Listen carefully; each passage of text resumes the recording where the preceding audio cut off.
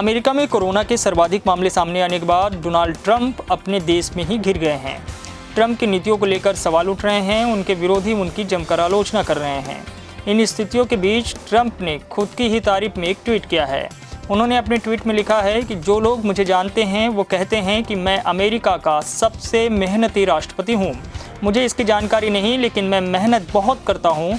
राष्ट्रपति कार्यालय के शुरुआती 3.5 साल मैंने इसे साबित किया है। दरअसल राष्ट्रपति डोनाल्ड ट्रंप ने बीते दिनों कोरोना से निपटने के लिए कुछ सुझाव दिए थे, जिनकी काफ़ी आलोचना हुई थी। ट्रंप ने कहा था कि डेटॉल, लीजॉल से भी कोरोना वायरस ठीक हो सकता है।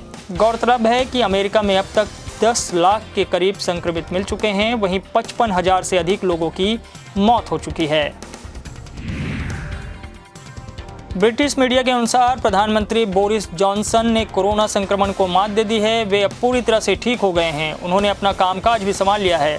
कोरोना संक्रमण के लक्षण सामने आने के बाद उन्होंने 27 मार्च को खुद को आइसोलेट कर लिया था। अस्पताल में भर्ती होने के बाद पीएम जॉनसन को डॉक्टरों ने 3 दिन आईसीयू में भी रखा था। इसके बाद 12 अप्रैल को उन्हें डिस्चार्ज किया गया था। इससे पहले ब्रिटिश मीडिया में दावा किया गया था कि बोरिस जॉनसन सोमवार से काम पर लौट सकते हैं।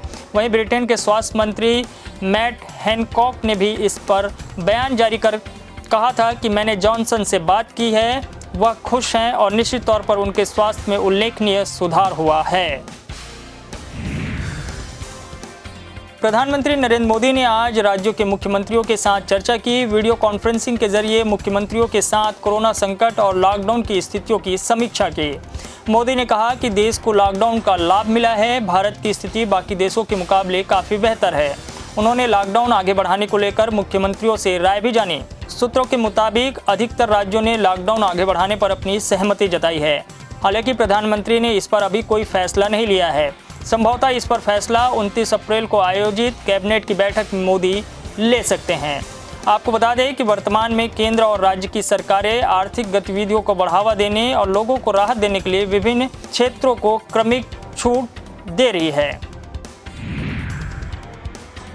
कांग्रेस नेता राहुल गांधी ने रैपिड टेस्टिंग किट में घोटाला होने का आरोप लगाया है। राहुल गांधी का आरोप है कि काउंसिल ऑफ मेडिकल रिसर्च को जो रैपिड टेस्टिंग किट बेची गई वह काफ़ी महंगे दाम की थी, जिस पर सवाल खड़ा होना लाजमी है। राहुल गांधी ने ट्वीट कर कहा कि जब समूचा देश कोरोना वायरस आपदा से लड़ रहा है, तब भी कुछ लोग मुनाफा कमाने में नहीं चूकते। इस भ्रष्ट मानसिकता पर शर्म आती है, घिन आती है। हम पीएम मोदी से मांग करते हैं कि इन मुनाफाखोरों पर जल्द ही कड़ी कार्रवाई की जाए। देश उन्हें कभी माफ नहीं करेगा। इसी तरह से प्रियंका गांधी ने भी उत्तर प्रदेश में रैपिड टेस्टिंग किट की खरीदी को लेकर योगी सरकार पर निशाना साधा है। लोकसभा में नेता प्रतिपक्ष कांग्रेस के अधीर रंजन चौधरी हमेशा से मोदी सरकार के खिलाफ संसद के अंदर और बाहर दोनों ही जगह पे नकारात्मक टिप्पणी करने से नहीं चूकते, लेकिन इस बार उन्होंने कोरोना वायरस के संक्रमण से लड़ने में मोदी सरकार की जमकर तारीफ की है और उन्होंने सबको चकित कर दिया है। चौधरी ने कहा कि कोरोना वायरस से लड़ने के लिए मोदी सरकार की तरफ से उठाए गए कदम काफ़ी बेहतर रहे हैं।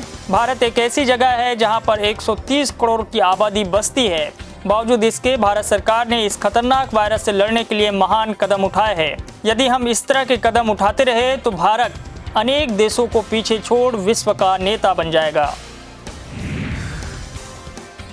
राजस्थान के कोटा में फंसे 2247 छात्रों को वापस छत्तीसगढ़ लाया जा रहा है। बसों का काफिला मंगलवार सुबह रायपुर पहुंच जाएगा।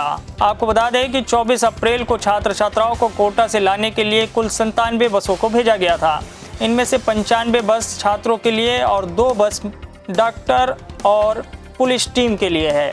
कोटा से वापस आने के बाद इन छात्रों को 14 दिन के क्वारंटाइन सेंटर पर रखा जाएगा। उन्हें सीधे घर जाने की अनुमति नहीं होगी। छत्तीसगढ़ में अभी मौसम का मिजाज अगले कुछ दिनों तक बदलते रहेगा। कई स्थानों पर गरज चमक के साथ बारिश होगी। मौसम विभाग की ओर से यह चेतावनी जारी की गई है। मौसम विभाग ने कहा है कि उत्तर पूर्व मध्य प्रदेश के ऊपर एक चक्रीय चक्रवाती घेरा 0.9 किलोमीटर तक स्थित है। साथ ही एक द्रोणिका विदर्भ से लेकर दक्षिणी अंदरूनी तमिलनाडु तक 0.9 किलोमीटर तक स्थित है। ऐसी स्थिति में कुछ स्थानों पर तेज हवा, आकाशीय बिजली गिरने और ओला गिरने की संभावना है।